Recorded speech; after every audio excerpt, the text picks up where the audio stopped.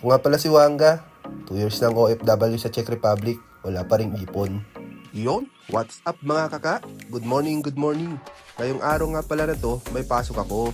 Bali ang schedule ko ngayon pang umaga, 6 to 6, 6 a.m. to 6 p.m. Alas 3 ako nagigising dito. Syempre, rekta na tayong saing. Medyo late na ako nagising eh. Ito nga palang bigas namin, jasmine rice. In-order to sa tropa. Galing din tong Kabayan, Pinoy Store.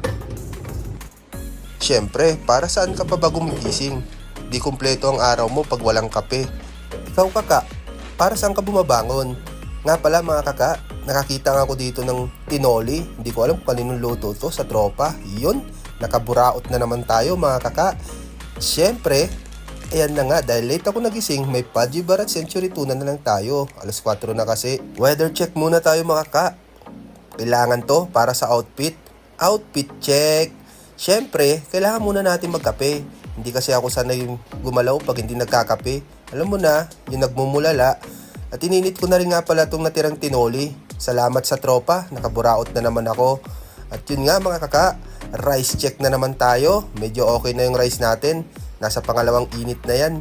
Malambot talaga. Shoutout nga pala sa bigas ni Kabayan. Yun, syempre, ire-ready ko na yung baon ko. 2 Pudgy Bar at isang Century Tuna with pangmalakasang kanin.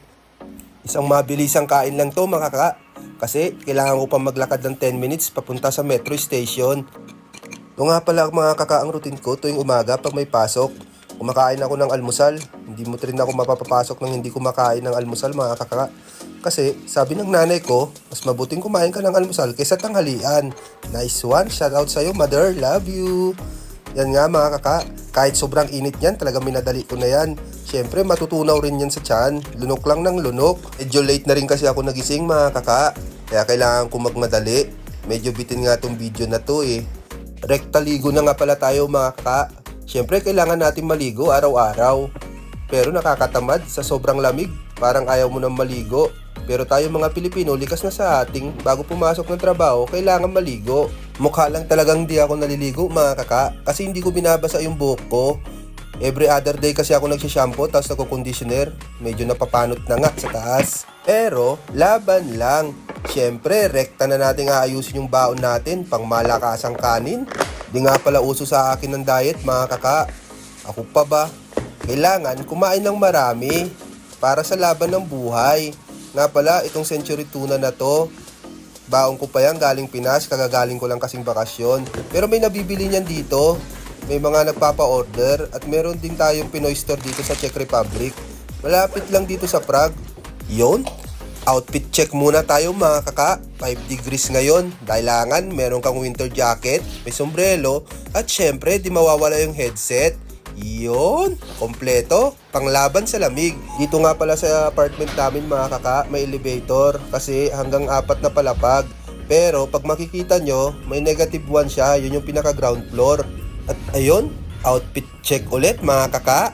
Puro outfit check ah. Dito na nga pala ako sa ground floor mga kaka. Yung sa kabilang pintuan na yan, dyan yung parking area. Puro di sasakyan nga yung mga kasama namin dito. Medyo madilim pa nga pala mga kaka nung lumabas ako. At syempre, check ko muna yung sasakyan kong bus pagdating sa Silisin. Yan nga pala yung ginagamit ng aming application dyan, yung PubTran. Makikita mo dyan kung ano yung mga bus na sasakyan mo papuntang kung saan ka pupunta. Yun nga pala, Luca to Krastrani for Turmaco. Yan yung mga bus.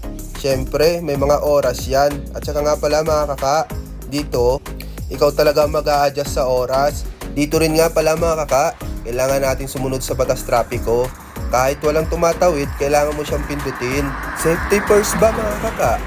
Siyempre, kailangan meron tayong laban kung sakaling magkaaberya. Lagi nating iisipin mga kaka, pag nasa ibang bansa tayo o anumang bansa sa buong mundo, lagi nating sundin yung batas nila para safe tayo. Laban lang! Andito na nga pala ako sa metro station ng Luca mga kaka. Dito nga pala kami sumasakay ng subway. Ang sasakyan natin dyan ay train papuntang Silisin. Mamaya ituturo ko sa inyo kung saan na tayo at kung anong rota yung mga sasakyan natin. Medyo mahaba-habang hintayan pa to mga kaka. Kasi nga, linggo ngayon, weekends. At ayan nga pala yung ginagamit kong ticket mga kaka. Yan nga palang passes na yan from Prague to Zone 1. So, bali 1 month yan, 945 puron. Yan nga pala mga kaka. Ito nga pala yung way natin, yung yellow lane. Nandito tayo sa may bilog na yan at doon tayo pupunta sa last station sa Silisin. Kumbaga dyan rin sumasakay papuntang airport na bus.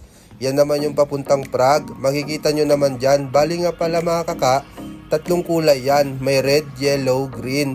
So yan yung mga ruta ng mga metro dito. At yan yung nga pala yung sasakyan natin mga kaka. Mabilis yan. Bullet train. Ok lang mga kaka. Mabilis rin tong metro mga kaka.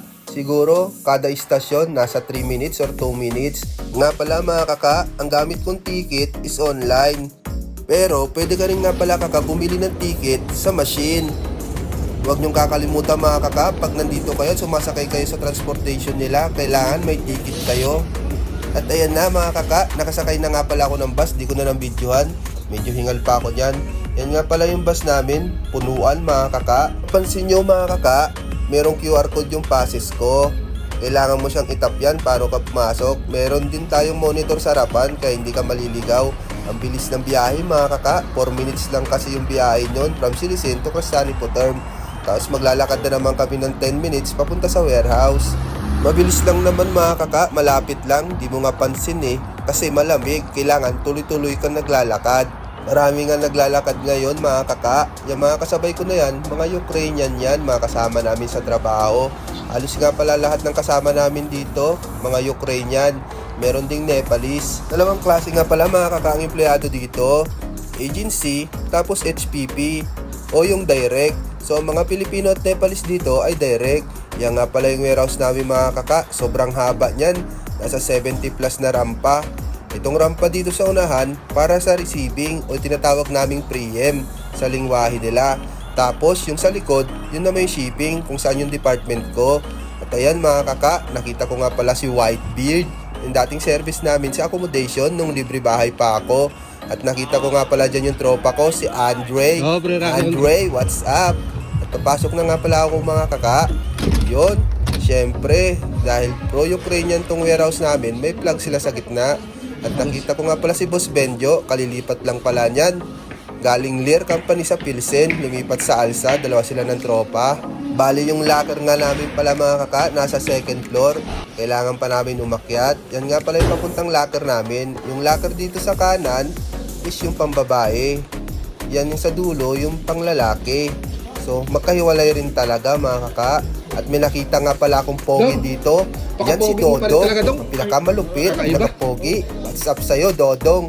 At ayun na nga, nakita ko nga pala to si Elmer, pinakapogi din yan. At yun, ang tropa kong si Kuya Saido. Ganyan kami magbatian dito, kaperan lang. Siyempre, nagmamadali na ako niyan. Siyempre, kailangan na nating magmadali dahil magka-time na. Yun nga mga kaka, ganyan nga pala. Pero wag mong kakalimutang mag-update sa minamahal mo. Kailangan natin yan mag-update palagi sa kanya. Mahirap na. Baka toyohin na naman Yun, shoutout sa'yo asawa ko. At yan, kailangan pala natin ng best dito. At syempre, kailangan natin magpabango.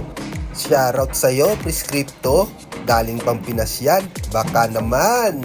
Outfit check ulit tayo dito mga kaka. Naka-short nga lang pala ako niya mga kaka. Pwede mag-short dito kahit anong suot mo, basta saan ka komportable. Kasi medyo mainit naman sa warehouse dahil nakabukas yung heater. Bawal kasi ang cellphone mga kaka sa loob. Paano man yan? Pasok na ako. 9 AM nga pala kami nagbe-break ng mga tropa. Sige na mga kaka. What's up mga kaka? Yon, 3 oras na nga palang nakalipas mga kaka. Medyo gutom na si Wangga. Mabilis lang natunaw yung agahan. Safety na natin tong dilatang dala natin mga kaka. Dito nga pala sa company namin mga kaka, may 1 oras kang break time. Kailangan mo siyang gamitin. 30 minutes, 30 minutes. Pero depende na lang sa'yo kung paano mo siyang hati-hatiin. Basta 2 beses ka lang magbe-break time. At ayan na mga kaka, yan nga pala mga tropa ko, si Kuya Tong. Isang mabilisang kain lang yan mga kaka. Siyempre, share sa ulam. Di ba Kuya Tong? Shoutout sa'yo Kuya Tong. Paalam!